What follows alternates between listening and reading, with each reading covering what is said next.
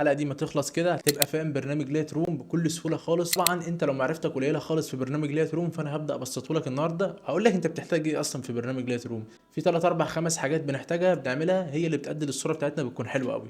فانا هقول لك ازاي تستخدم برنامج لايت روم بكل سهوله خالص لو انت لسه جديد.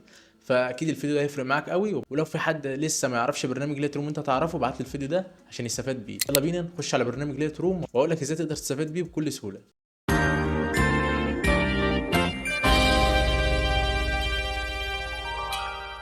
طبعا زي ما انت ما شايف كده بكل سهوله برنامج لايت روم نزلناه. طبعا انا عايز اعمل عليه حسابي يا عم محمد عشان لسه جديد. تمام، انا في فيديو هسيبه لك في اخر الفيديو ده، لا اما اسيب لك اللينك بتاعه تحت في الوصف، ازاي تعمل حساب على برنامج لايت روم بكل سهوله. تمام. احنا هنخش على برنامج لايت روم. احنا كده عملنا حساب وخلاص ظهر معانا مفيش اي مشكله. طب دلوقتي يا محمد ايه اللي قدامي ده؟ تمام، اللي قدامي ده 3 حاجات تحت كده موجودين هنا.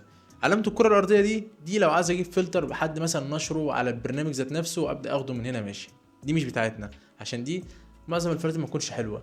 تاني حاجه هنا دي بقى الصور اللي انا شغال عليها، اللي انا ضفت عليها الفلاتر بتاعتي، اللي انا عدلت عليها شويه وسبتها ومشيت وكده، فكله محفوظ هنا. تمام.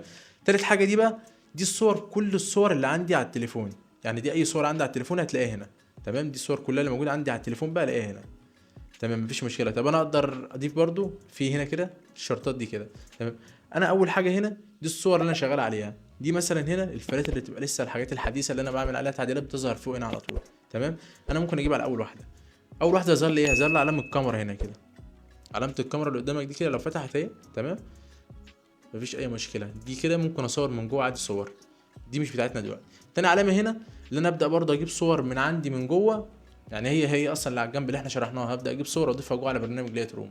طب تمام. انا دلوقتي انت خليك في النوع اللي ايه، اللي انت بتاخد الفلاتر من عندي من على القناه وتبدا تضيفها جوه هنا. تمام.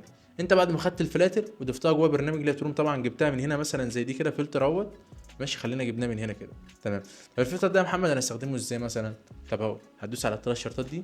طبعا في حاجتين، في حاجه اسمها كوبي بريسيت اللي هو بتعمل كوبي تحطه على صورتك، وفي حاجه اسمها سيف اللي هو بنسجل الفلتر ده عندنا على برنامج لايت روم، عشان لو الفلتر ده اتمسح مني في اي وقت يبقى موجود منه نسخه جوه برنامج لايت روم ابدا اضيفها وما اشغلش دماغي بقى.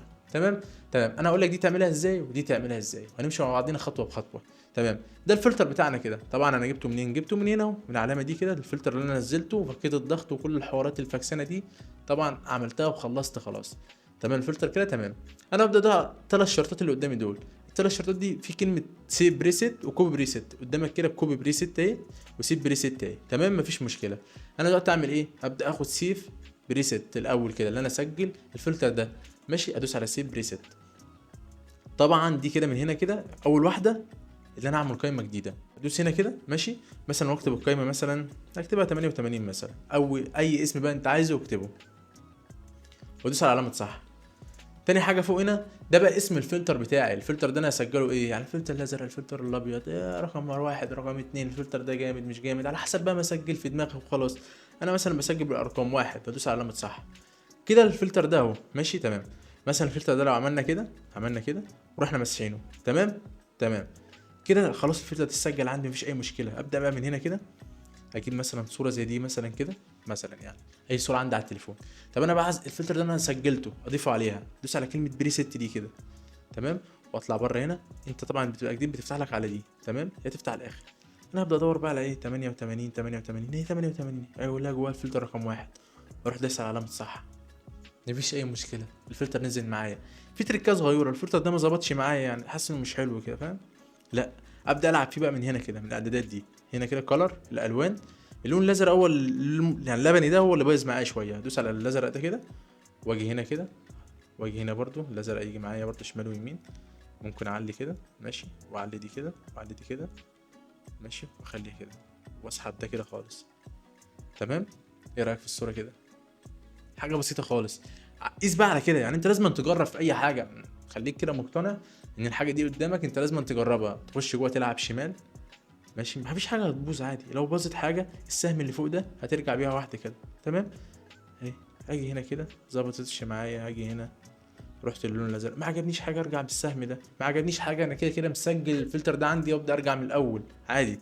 تمام. تمام. اطلع بره كده. كده هوريك الطريقه التانيه الطريقه السريعه قوي. مثلا دي فلتر على الصوره موجود عندي اهو ماشي، وادوس هنا كده وادوس على كوبي بريسيت وادوس علامه صح واجي اطلع بره كده. اجي هنا الصور اللي عندي، فين الصور؟ صوره زي دي مثلا اهي، ادوس على الثلاث شرطات، الكلمه اللي تحت كوبي بريسيت على طول دي كده تمام. الفلتر اتدفع عندي مفيش اي مشكله برده تمام. طب انا كده عايز احفظ يا محمد الصوره دي بعد ما خلصتها، اطلع بره كده مثلا. خليك بقى احفظ من جوه برنامج لايت روم على طول، يعني ما تحفظش من بره، من هنا من جوه هنا كده ماشي. ودي الصوره بتاعتنا مثلا اهي. طب انا عايز احفظ، هدوس على الثلاث شرطات دي وادوس على سيف على طول كده على التليفون، اللي هي العلامه، هي علامه سهله خالص اهي، علامه السيف.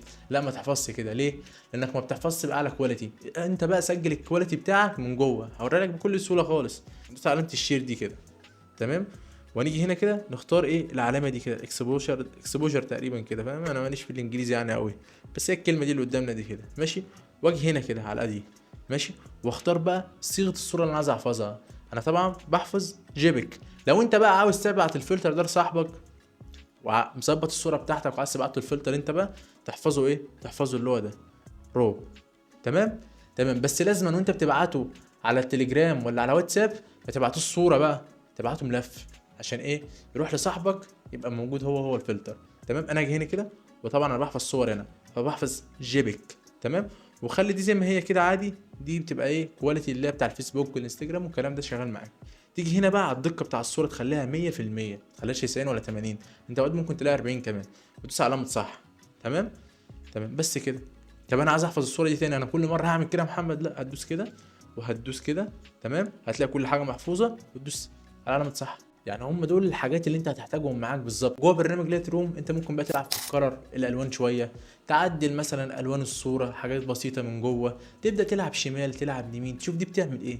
طب انا قلت لك مثلا دي دلوقتي بتاع اللون الاصفر، طب فين اللون الاصفر؟ طب انا لو حركته هعرف ان الاصفر في الوش مثلا الشمال او اليمين فاهم.